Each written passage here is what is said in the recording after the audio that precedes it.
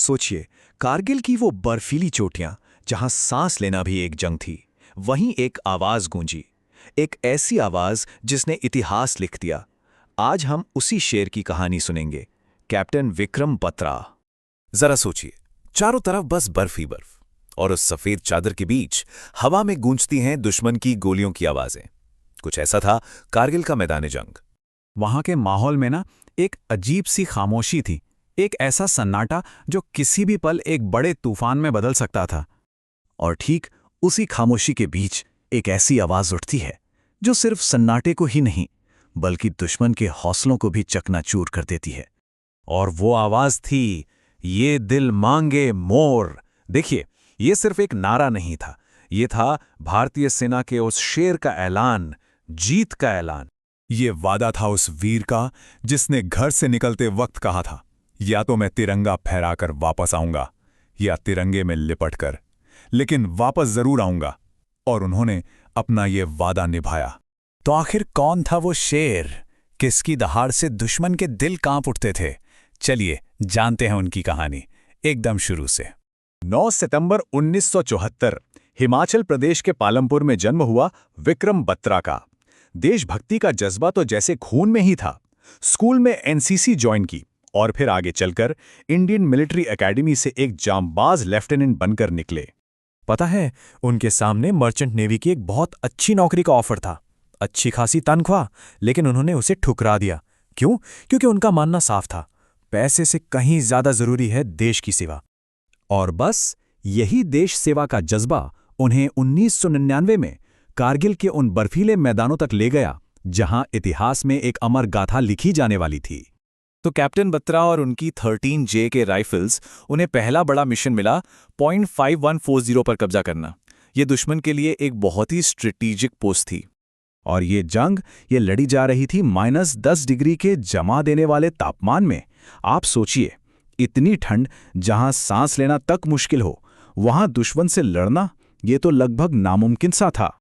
और जो सबसे बड़ी चुनौती थी वो थी वहां की ज्योग्राफी। दुश्मन जो था वो ऊंची चोटियों पर बैठा था, मतलब उससे स्ट्रेटेजिक एडवांटेज मिला हुआ था। वहां से वो आसानी से निशाना बना सकते थे और हमारे सैनिकों को सीधी खड़ी चढ़ाई चढ़कर हमला करना था। घना अंधेरा, ऊपर से दुश्मन की गोलियों की बौछार। ऐसे में कैप्टन बत्रा ने अपनी टीम को सिर्फ एक आदेश दिया, फॉलो मी, और वो खुद सबसे आगे दुश्मन की तरफ बढ़ चले। युद्ध में उनका कोड नेम था शेरशाह। और ये नाम इतना खौफनाक बन गया था कि पाकिस्तानी सैनिक अपने रेडियो ट्रांसमिशंस पर कहते सुने गए, शेरशाह आ गया है, ऊपर मत आना। हाथों हाथ की उस लड़ाई में दुश्मन को पछाड़कर उन्होंने पॉइंट 5140 पर तिरंगा लहरा दिया। और फिर रेडियो पर उनकी वही विजय घोष गूंजी जिसने पूरे देश में जोश भर दिया, ये दिल मांगे मोर। पॉइंट 5140 की जीत तो एक बहुत बड़ी कामयाबी थी, पर जंग अभी खत्म नहीं हुई थी। शेरशाह को अब एक और, उससे भी मुश्किल चोटी की जिम्मेदारी सौंपी गई, और ये उनकी जिंदगी का आखिरी मिशन बन गया। अगला लक्ष्य था पॉइंट 4875, जिसे कारगिल के सबसे खतरनाक मिशनों में से एक माना जाता है। इसी भीषण लड़ाई के बीच उनका एक साथी सैनिक बुरी तरह घायल हो गया। उसे बचाने के लिए कैप्टन बत्रा ने अपनी जान की जरा भी परवाह नहीं की और वो दुश्मन की गोलियों के ठीक सामने आ गए। उन्होंने उस सैनिक से कहा, तू हट जा, तेरे बीवी बच्चे हैं, मुझे जाने दे। अपने साथी को बचाते हुए दुश्मन की एक गोली सीधा उनके सीने में लगी और 7 जुलाई 1999 को भारत माँ का वो वीर सपूत हमेशा के लिए अमर हो गया। उनकी शहादत ने जंग का रुख ही पलट दिया। पर कहानी यहां खत्म नहीं होती। कैप्टन बत्रा की बहादुरी की यह गाथा अब इतिहास में अमर होने वाली थी।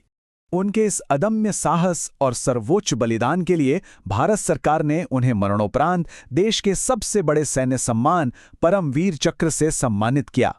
देखिए, आज कैप्टन विक्रम बत्रा सिर्फ एक नाम नहीं है, वो हिम्मत का दूसरा नाम है, जुनून की एक मिसाल है और एक संदेश है कि जब देश की बात आती है ना, तो कोई भी चोटी बहुत ज्यादा ऊंची नहीं होती। उनकी कहानी हमें सोचने पर मजबूर कर देती है ना, कि कैसे कुछ लोग अपनी जिंदगी से भी बड़े हो जाते हैं और शहादत के बाद हमेशा हमेशा के लिए इतिहास में अमर हो जाते हैं। शेर शाह जैसे वीरों की वजह से ही हमारा आज सुरक्षित है। जय हिंद।